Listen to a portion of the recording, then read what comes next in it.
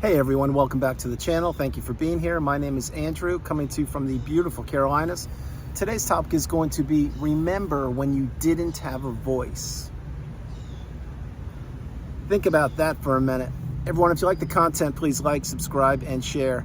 So when you were in the relationship, the narcissistic relationship, you did not have a voice. Now, could you talk? Yes. Were you being heard or listened to? Absolutely not. You were being invalidated. You were being devalued. Your opinion did not matter. Many times you could do no right, and many times you had the solution to concerns or situations that the narcissist couldn't figure out, and you would present to them the answer, and they would say, no, that's not what's going to happen. They come back to you 20 minutes later, an hour later, or a day later, and present the same idea to you as if it was their idea. This is how shallow and hollow the narcissist is. They take from other people. They take their ideas, they take their identities, they take anything that matters to the person, which many times I mention on the channel. It's all of your resources, your time, money, energy, effort, love, empathy, kindness, your ability to be humble and to just give to a fault many times. And the narcissist saw all these things and they wanted to take them from you, and they did that. But back then you didn't have a voice, you were not being listened to. And the more you would try to explain things to the narcissist, example, let's say back then when you didn't know the narcissist was a narcissist, you would try to have adult conversations with them, and they never really came to fruition. In other words, maybe the narcissist was present listening to you.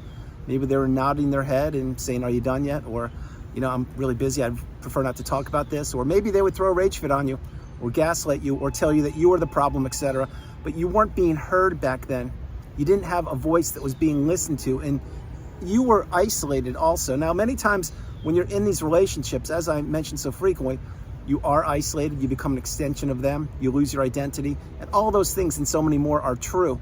But when you did not have a voice, it was very, very challenging, to say the least, to want to communicate with another person, and that person knows what they're doing, and they are not communicating with you properly. They're not listening to you. They are basically dictating to you and telling you what will happen or what won't happen. And the reason why that is most likely you were caught up in the trauma bond, but you didn't know what you know now. You weren't taught this in school, so you had no idea that the person you are thinking about was the narcissist. Now, again, all these things I'm sharing with you, the narcissist weaponizes everything against you. And some of the things they weaponize against you are your ability to speak. Because when you're in the narcissistic relationship, you are silenced. They do not want to hear from you. What they want is an unpaid helper. What they want is a walking apology. What they want is a sounding board. What they want is someone to abuse, to manipulate, to take advantage of. What they don't want is somebody to have an opinion. What they don't want is someone to know their value. What they don't want is someone to know their worth. What they don't want is to be told that they don't know what they're doing. What they don't want is a compromise. You see, in the narcissistic relationship, it is built and it is designed to benefit one person, and that's the narcissist. That is why when you were in the relationship, you were giving to a fault. Maybe you were a people pleaser, a yes person. Maybe you didn't have boundaries. Maybe you couldn't say no, the strongest word in the English language. And remember, when you say no to something or someone, you are saying yes to yourself. But back then, you didn't know what you were up against. What you did know is that relationship was deteriorating more and more over time. And you kept on working for the narcissist. You kept on putting them up high on a pedestal.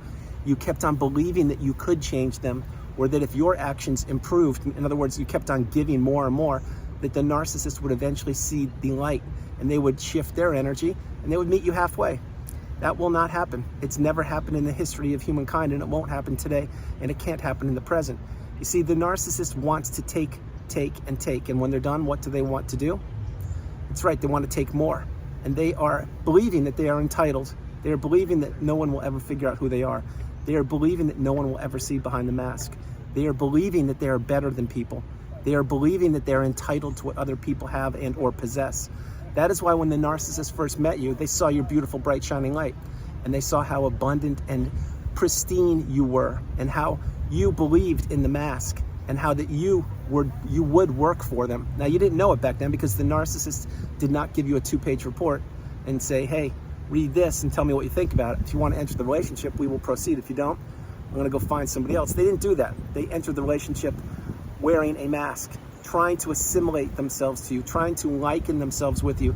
They perhaps even future faked you, told you, yes, we could do A, B, and C, we'll do X, Y, and Z, but first let's do this.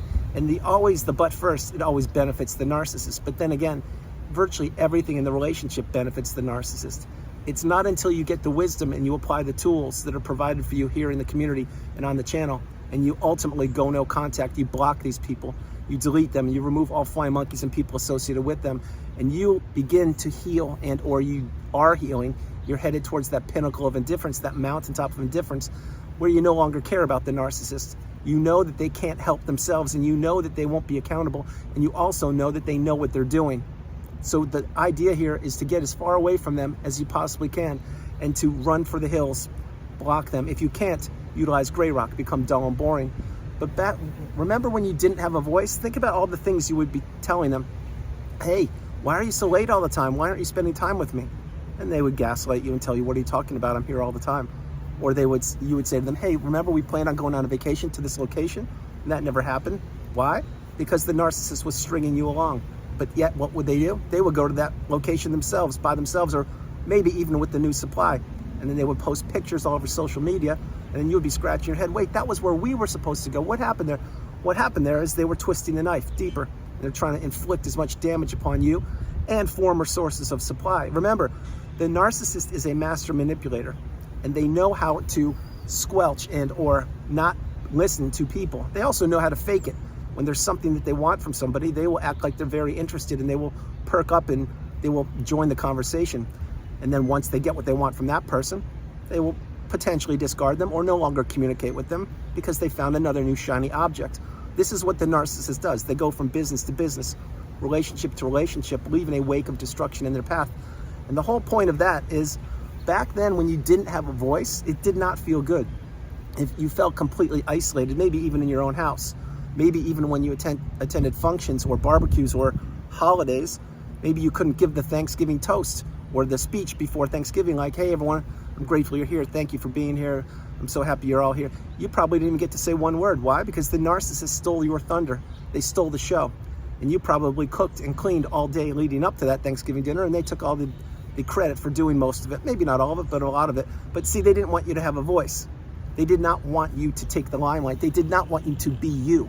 And when you don't know what you're up against, i.e. the narcissistic abusive cycle, and let's say you are an empath or a kind, loving person, well then you continue to give to a fault in that relationship, thinking that something will shift, something will change, thinking that you will get to that place that you didn't even know existed, which is called the love bomb / euphoric stage, which is in the inception of the relationship. You were always trying to get back there. You were always trying to keep the peace. You were trying to be the glue that kept the family together. You were doing everything the narcissist wanted you to do and more. And it would never be enough. The narcissist has an insatiable quest for people's supply, for being needed, for acting the way they act and have people tolerate with them, with their poor behavior. The narcissist knows what they're doing. They also knew every single time they would give you the silent treatment, maybe even in your own house, or maybe when you were on your way to work, or maybe on vacation, or when you were at an event. They knew what the silent treatment was because they had used it when they were a child, and they used it throughout their adolescence, and then they used it in their 20s, 30s, 40s, 50s, etc. because it worked. And when it works, why would they change anything? That's why all the narcissists play from the same playbook, because they've never properly learned how to be an adult. What they've learned how to do is go through life like a bull in a china shop, silencing people here, there, and everywhere, and not letting other people, including their own partners, have a voice or have a say. Think about what I'm mentioning with you. Let's say you were raising the kids. Well, you want to give them a curfew, the kids at a certain hour, and the narcissist may or may not agree, but that doesn't matter. What matters is that curfew will not be listened to, because the narcissist doesn't want you to have the ability to place a curfew in place for the children. So they will kibosh that, and they'll put in their own curfew, or maybe not even give the kids a curfew. And then they become the fun parent, you become the bad person, and here we go again. You see, when you're in the narcissistic relationship, you have two people. In the beginning of that relationship, it appeared that the both people, when one of them was you, was headed in the same direction. And you were. You kept your word, you kept your vows, you kept your promises, you kept your integrity, you kept your aura and everything about you. But the narcissist was not going in any direction that you wanted them to go in. They were trying to steer the boat in the direction they wanted to go in. That's why so frequently when you put a ring on the narcissist's finger, or you move in or relocate or put them through school, or you go into business with them or loan them money, whatever, that's when things shift on a dime, because the narcissist now knows that they have you. And when you don't have the wisdom on the narcissistic abusive cycle, you are in a very vulnerable position because you don't know how to get out of it, and you can't wrap your head around the fact that this person won't reason with you, they won't talk with you, they don't want you to have a voice. They expect you to just be there along for the ride while all of your resources are becoming decimated left, right, and center, and they are reaping the benefits of everything that you have created throughout your whole life. Everything. Remember, the narcissist wants to drive wedges between anything that matters, between you and anything that matters. And that includes your relationships, your money, your time, your health, your network of friends, your tangible assets, anything. They do not want the betterment of you. Now, in the beginning of the relationship, they probably told you otherwise, that, yeah, they're a kind, loving person and they want to do everything just like you, and maybe you are even the soulmate or the love of their life or the yin to their yang. That was all smoke and mirrors. We now know that the narcissist will say anything they possibly can to get close to people, specifically people who don't know what narcissism is. But remember when you didn't have a voice. When you didn't have a voice, it was very, very challenging. You would be at work trying to function on a high level, and maybe at times you did, but you would go home and you didn't know what would happen when you opened the front door. Would you be greeted with a rage fit? Would the person, i.e. the narcissist, even be there? Would they be sitting on the couch on one of their 3 smartphones waiting for you to cook dinner? Would they be asking you to do the endless to-do list? You never knew, because there's no such thing as stability in these relationships. And the narcissist knows this. They were watching you, and they were checking the temperature and the pulse of not only you, but the relationship. They were seeing how much more you could give, how much more you would tolerate, how much more you would take, until finally something snapped and something broke, which means the narcissist found your replacement, or they discarded you, or both. But either way, the narcissist, when they slithered away into the night and found a new supply, they had taken so much from you. They took your time, your memories, your energy, your belief in certain people, your belief that people have the same interests as you do, the belief that most people have your best interest at heart. We now know that not everyone thinks the way we think. And now we really trust our instincts and intuition, and we pay attention to red flags. We also have recognized that most people on the planet have their best interest at heart, their own best interest. And you may say, well, yeah, Andrew, isn't that everybody? Yeah, it's a lot of people, but it's not everybody. There are altruistic people scattered all throughout the globe who do things because they want the betterment of humanity, the betterment of mankind. They don't want to tear it down. They want to build it up, and they want to protect and help others accomplish their hopes, dreams, aspirations. That's what you're doing, or you will do. That's certainly what I'm doing. And the whole point is, when you heal and you process all of the toxicity of the narcissistic relationship, you journal, you meditate, you see a therapist, you heal childhood wounds, you slow your life down, your inner circle has really shrunk, you now understand that you've become the educated empath, you now know that you are the priority, you come first, second, and third, and that you have reached the pinnacle of indifference, the mountaintop of indifference, where you no longer care about the narcissist or anybody from that period of time. When you reach that point and your cup is full, and you've really understood that you had to go through that relationship, there was no other point, what happens? I will tell you what happens. You get a voice, and you use the voice. You no longer tolerate poor behavior. You no longer experience gaslighting because you can identify it in a second. You no longer stay where you feel like you're not welcome. You now trust your instincts and intuition. You now can say things to people to help them out and help build them up, because you're now not in the narcissistic fog. You're now living day by day, experiencing life the way it should be experienced, which is narcissist free, and it's in the abundant, beautiful, bright, shining light where you exist. We've always existed. It's just that you have now totally changed, because you're now in the third version of yourself, the most strongest, galvanized version of you known to humankind. And now you see the world through a whole different set of eyes, a set of eyes that no college education can pay for.